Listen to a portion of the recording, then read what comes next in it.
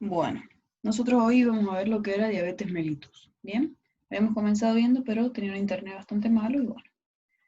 La diabetes es una enfermedad compleja que afecta básicamente lo que es todo el metabolismo de los hidratos de carbono, los lípidos y las proteínas.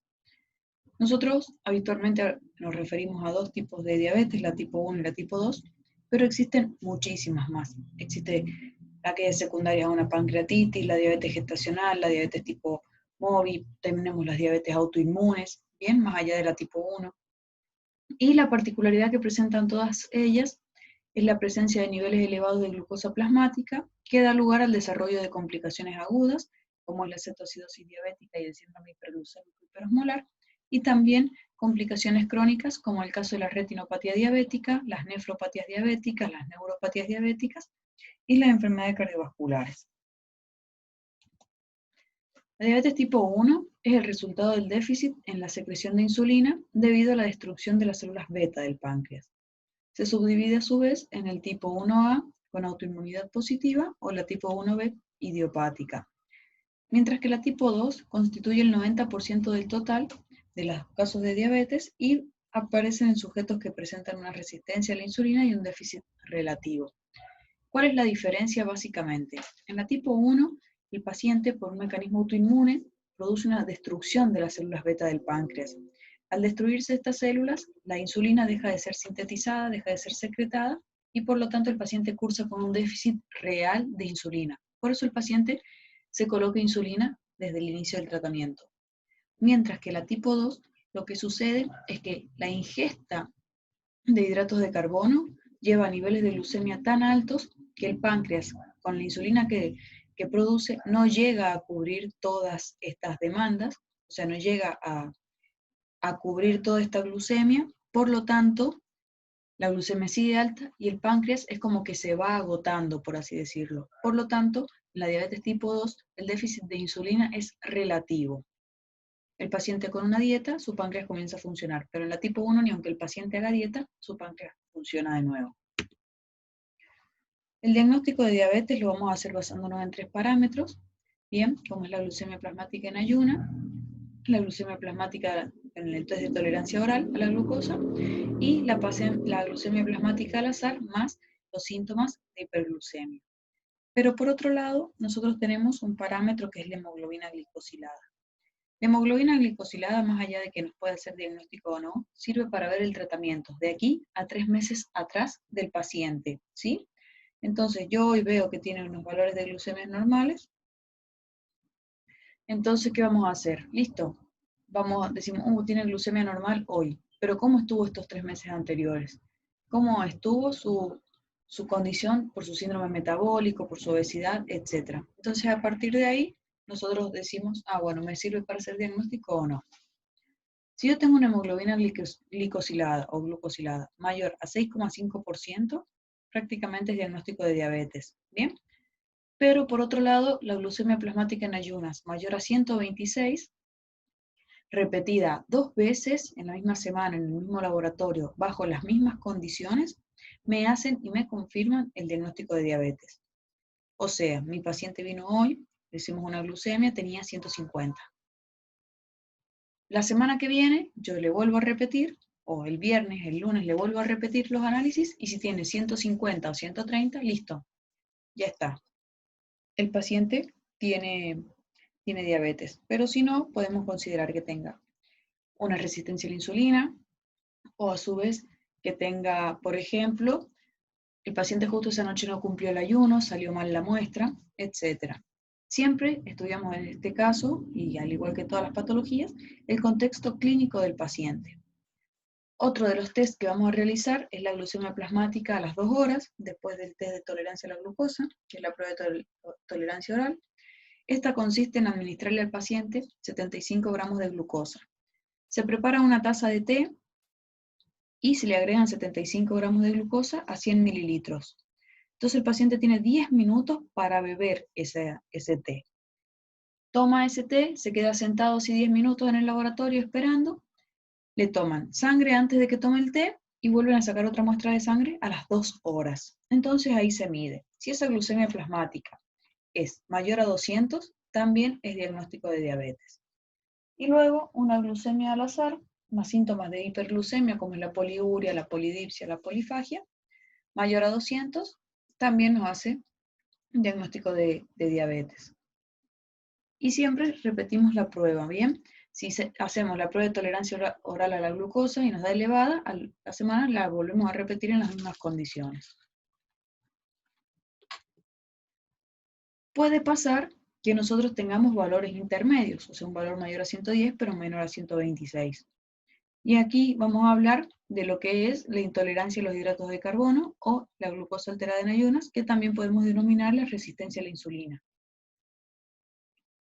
Y si tenemos una hemoglobina glicosilada entre 5,7 y 6,4, es lo mismo, una resistencia a la insulina, lo que se llamaba anteriormente prediabetes. La que nos interesa básicamente a nosotros es la diabetes tipo 2, es un cuadro que va a cursar con antecedentes familiares, que como factores de riesgo va a tener antecedentes familiares, el papá tiene diabetes, la mamá, la abuela, los tíos, los hermanos, una obesidad, bien, un índice de masa corporal mayor a 25, una inactividad física habitual, la raza, los factores ya sean como la alteración de la glucemia en ayunas, también lo que va a ser un trastorno de la tolerancia a la glucosa, que ya tenga el paciente haya tenido una diabetes gestacional o una hemoglobina glicosilada entre 5,7 y 6,4. Los antecedentes de haber tenido como un parto con un niño macrosómico, o sea que haya tenido más de 4 kilos, la hipertensión, la hipertrigliceridemia, la hipercolesterolemia, el síndrome de ovario poliquístico y los antecedentes de enfermedad cardiovascular. Todos estos factores son factores de riesgo que me van a llevar a, si el paciente no inicia un tratamiento rápido y oportuno, me van a llevar a lo que va a ser el cuadro de diabetes en sí. Habíamos hablado básicamente de dos diabetes, la tipo 1 y la tipo 2.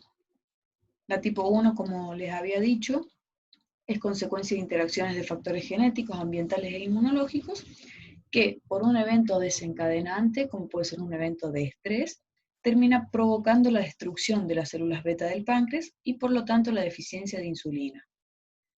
Puede desarrollarse a cualquier edad, pero es más frecuente antes de los 20 años y después de una situación de estrés, de algún evento traumático, ¿bien? O de la nada misma. Y por otro lado, la tipo 2, esta ya tiene una etiopatogenia más compleja, porque se establece una relación entre los factores genéticos, entre los factores de riesgo poligénicos, más los genes, ¿bien? Ya sea la obesidad, el sedentarismo, la mala alimentación, el tabaquismo, la enfermedad cardiovascular, más la base genética de que el paciente tiene un familiar de primer grado o segundo grado que padeció de diabetes. Por otro lado, si yo no tengo ningún familiar con diabetes, ¿puedo llegar a tener diabetes? Sí. ¿Por qué? Por una mala alimentación, por un sedentarismo, por una ingesta excesiva de glucosa, etc. Lo que va a presentar la diabetes tipo 2 es una secreción alterada de la insulina, consecuentemente que se acompaña de resistencia a la insulina, por lo tanto hay una producción hepática excesiva de glucosa y un metabolismo normal de la grasa.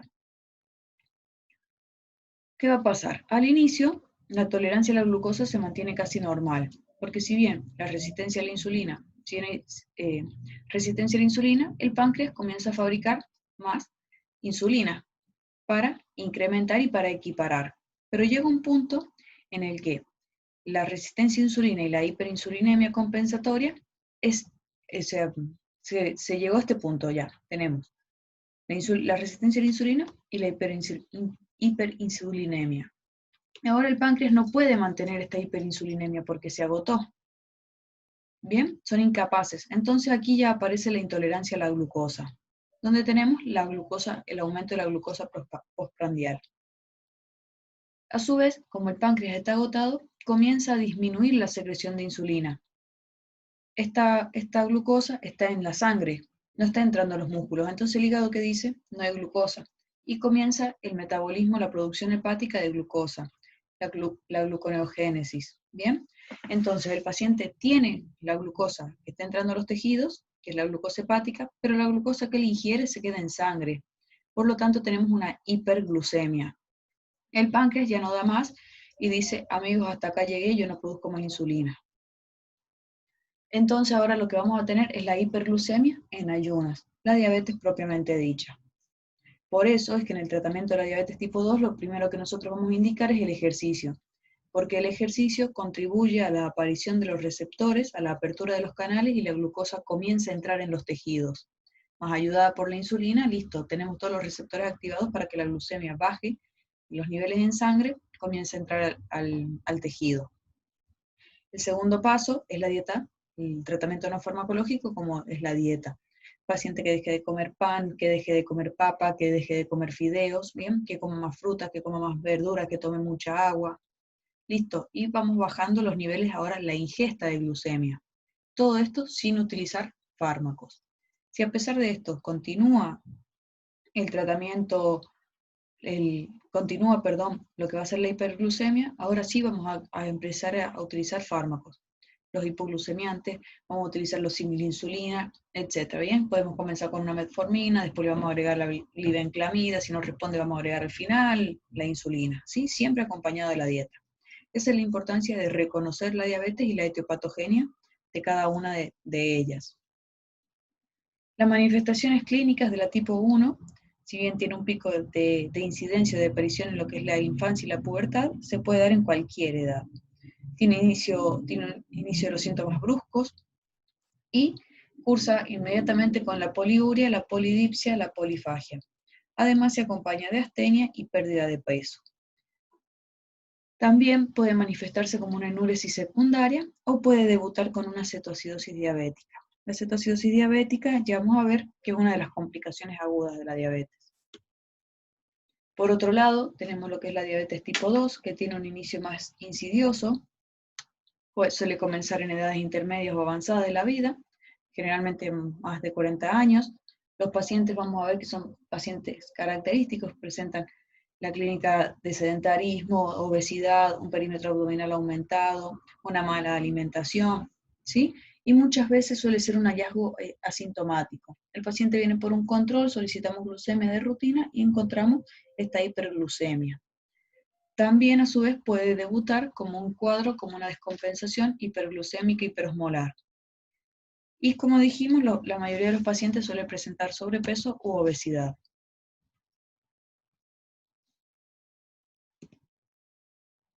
Las complicaciones metabólicas agudas que presenta la diabetes, como es, que eran dos cuadros grandes, la cetoacidosis diabética por un lado y el síndrome hiperglucémico hiperosmolar, bien, van a ser cuadros que afectan en su mayor parte una u otra. La cetoacidosis diabética es principalmente que va a afectar a la diabetes tipo 1, mientras que el síndrome hiperglucémico hiperosmolar afecta a la tipo 2.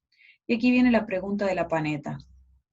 ¿La cetoacidosis diabética le puede dar a los pacientes con diabetes tipo 2? Sí, sí le puede dar. ¿El síndrome hiperglucémico hiperosmolar le puede dar a los pacientes con diabetes tipo 1? Sí, también sí les puede dar.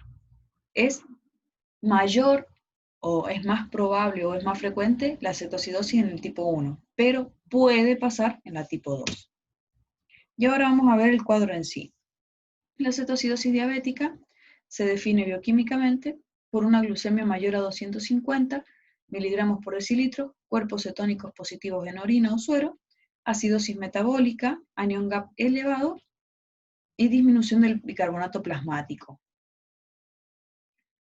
Esto es importantísimo. ¿Por qué? Porque yo puedo estar yendo a ver a un paciente que refiere dolor abdominal intenso posterior a una ingesta, que yo voy a pensar, uy, es un abdomen agudo, una policitis aguda, pancreatitis aguda, todas cosas así que nosotros súper sabemos, y cuando mido su glucemia resulta que el paciente está ya como en un estado comatoso, está obnubilado, y su glucemia me da un valor de 300. Entonces yo inmediatamente debo descartar una cetoacidosis diabética. ¿Y por qué la cetoacidosis diabética se produce principalmente en la diabetes tipo 1? Como habíamos dicho, la glucemia, al no existir la insulina, es una glucosa que va a permanecer todo el tiempo en sangre. Entonces, no hay insulina. Y por un lado no tenemos insulina. Y por otro lado tenemos que el músculo, los tejidos dicen, necesito glucosa, necesito glucosa. ¿Bien? Pero no hay una insulina que me abra la puerta para que esa glucosa entre en el tejido. Entonces, ¿qué pasa? El hígado empieza, o sea, como no hay insulina, se activa el glucagón. ¿El glucagón qué hace? Ayuda o lleva a que toda la glucosa que tenemos guardada por todos los distintos organismos aparezca. Entonces, el hígado activa lo que va a ser la glucogenólisis y la neoglucogénesis. Bien, importante. Entonces, la glucosa que estaba en la sangre no se usa. ¿Por qué? No hay una insulina que la haga entrar. Por otro lado, el hígado empezó a producir glucosa a partir de las proteínas, de los lípidos, de los ácidos grasos. Entonces, bien, toda esta glucemia, toda esta glucosa que está produciendo el hígado, ¿a dónde va? Y a la sangre, porque no tenemos una insulina que haga que entre. Entonces, ya tenemos que los niveles de glucemia están aumentando, ya tenemos una hiperglucemia. ¿Pero qué pasó? Cuando se produjo la glucogenólisis y la neoglucogénesis, se estimuló la lipólisis. La lipólisis nos daba dos cuestiones, por un lado el glicerol y por otro lado los ácidos grasos. Los ácidos grasos, al llegar al hígado, son transformados en los cuerpos cetónicos. Entonces el paciente que tiene cetonuria y cuerpos cetónicos presentes en sangre. Y ahí viene, y como los cuerpos cetónicos son derivados de los ácidos grasos, ahí viene la acidosis. Por eso el paciente también cursa con acidosis con un pH menor a 7,30. Estos cuerpos cetónicos, o sea, imagínense, cuando llega al cerebro, el cerebro se nutre con glucosa y le llega un cuerpo cetónico. Es como, ¿qué?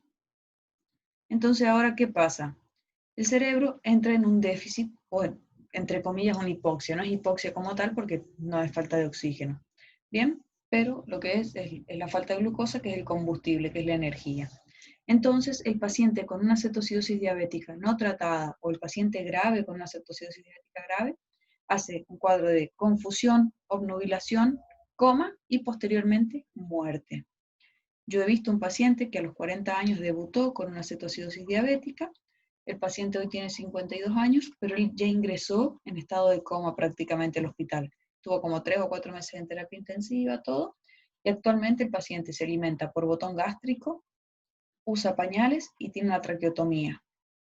Es un paciente que no habla, o sea que lo único que hace es emitir ruidos cuando algo le duele, cuando se queja porque no puede hablar, no come, no se mueve, o sea, está prácticamente en estado vegetativo. ¿Por qué?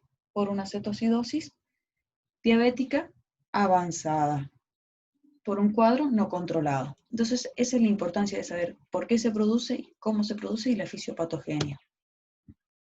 La cetoacidosis se va a manifestar por náuseas, vómitos, dolor abdominal, junto con la sintomatología cardinal diabética.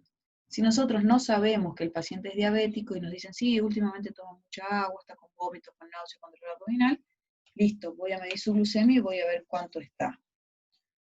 Si es con un paciente diabético y veo que su glucemia está en 350 y que tiene un dolor abdominal, y la voy a pensar.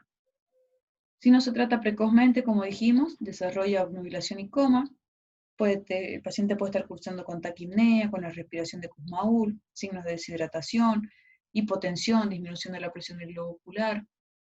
Y si sigue produciéndose o si avanza esta deshidratación, se puede llevar a una reducción del volumen plasmático con un fracaso renal prerrenal. La temperatura suele ser normal o baja, pero si hay fiebre debemos sospechar infección. Como dijimos, va a existir una hiperglucemia, hay una glucemia por encima de 250, existe una acidosis metabólica, el anion gap está elevado y hay aumento en plasma de los cuerpos cetónicos. El sodio tiende a disminuir, porque hay una hiperglucemia importante, y el agua comienza a pasar hacia plasma, ¿bien? Se produce un desplazamiento de lo que es el agua intracelular. Podemos tener una amilasa elevada, una lipasa elevada, y sí, no existe pancreatitis. Y también podemos tener una leucocitosis. Si nosotros tenemos una leucocitosis menor a 25.000, menor a 20.000, voy a pensar que esta leucocitosis se trata del mismo proceso inflamatorio producido por la cetoacidosis diabética. Pero si además el paciente tiene fiebre y tiene unos leucocitos mayor a 25.000, listo, el paciente tiene una infección. Porque aquí viene otra cosa muy importante. ¿Recuerdan que cuando nosotros vimos neumonía, uno de los parámetros que considerábamos era la glucemia? Nosotros si tenemos un paciente con una infección respiratoria, con una infección urinaria y tiene una glucemia elevada, es propio de la infección, ¿sí? El paciente entonces puede estar cursando con una infección urinaria y hacer una hiperglucemia y producir una cetoacidosis diabética. Pero la causa más frecuente de la cetoacidosis diabética es la transgresión alimentaria.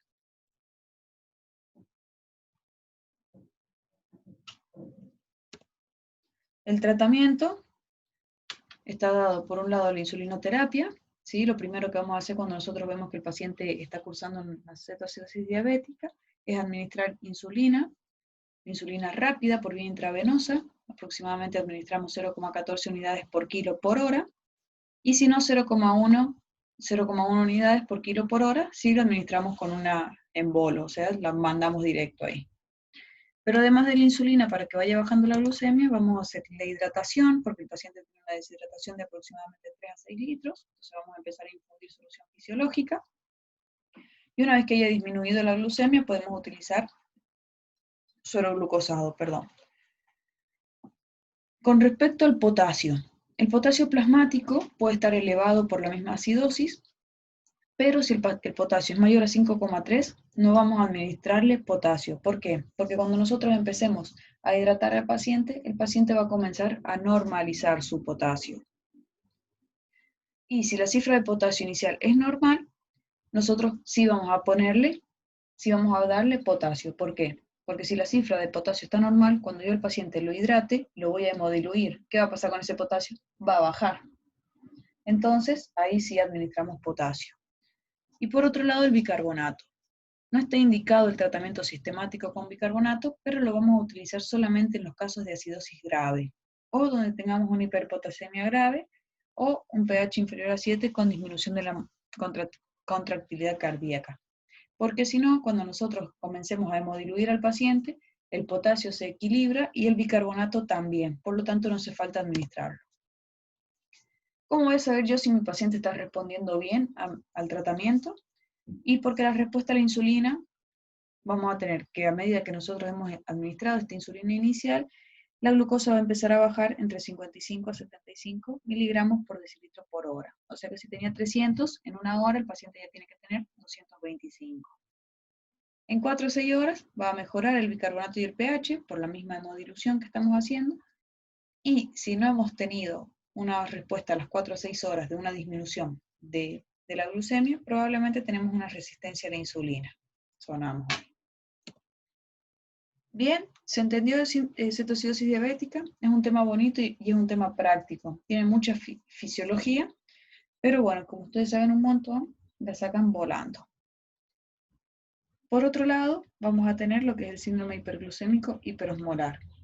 Este, a diferencia del anterior, no tiene el déficit de insulina que presenta la cetoacidosis diabética. Bien, por lo tanto, va a llegar a tener una glucemia mayor en sangre, pero también tiene disminución de los cuerpos cetónicos. Por lo tanto, el síndrome hiperglucémico hiperosmolar cursa con una glucemia mayor a 600 miligramos por decilitro, cuerpos cetónicos negativos o levemente aumentados, pH arterial mayor a 7,30, o sea, esto ya no es acidosis, una osmolaridad sérica efectiva y bicarbonato plasmático. Y esta es la principal diferencia. Si yo tengo un paciente que viene con una glucemia elevada, por ejemplo, una glucemia de 650, sí puede ser una cetoacidosis diabética. ¿Cómo me voy a dar cuenta que no es un síndrome hiperglucémico hiperosmolar? Por la osmolaridad sérica efectiva. Esta osmolaridad está aumentada, por lo tanto, por eso este es un síndrome hiperosmolar. Si estuviera disminuida, sería una cetoacidosis. La fisiopatogenia del síndrome hiperglucémico hiperosmolar básicamente es una respuesta insuficiente de acción de la insulina.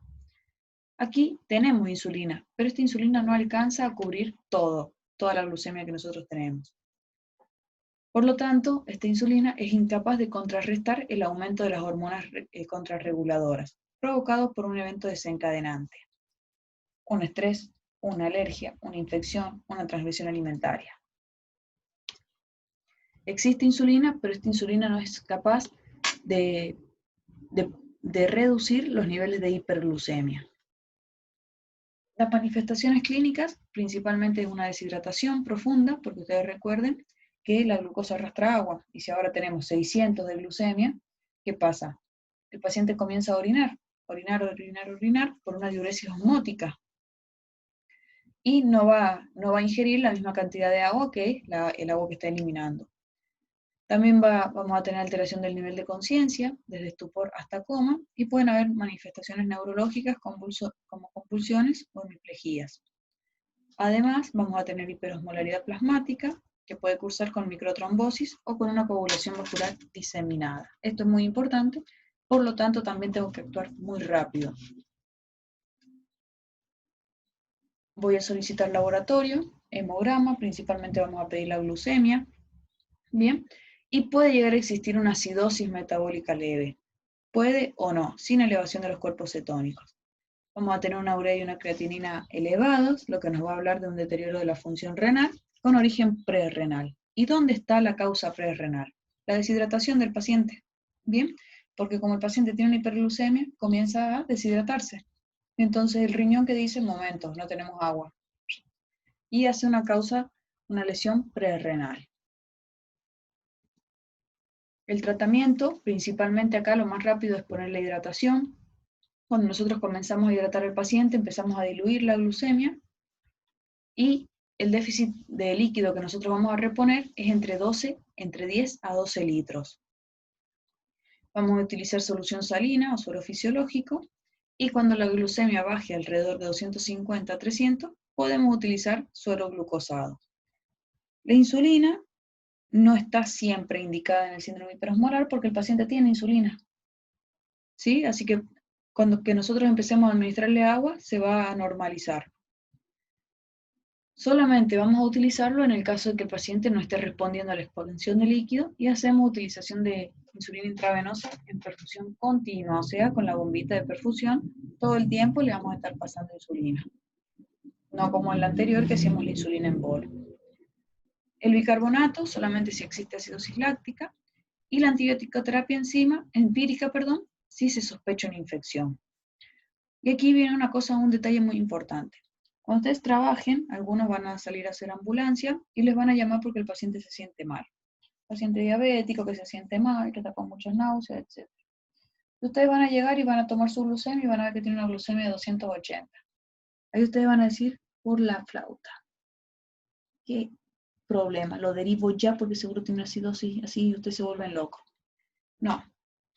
Su ojo clínico les va a permitir ver que podemos solucionar tal vez esto en la casa sin llevarlo al hospital, administrándole la insulina rápida, que es la del colorcito anaranjado, y lo ponemos al paciente a tomar agua.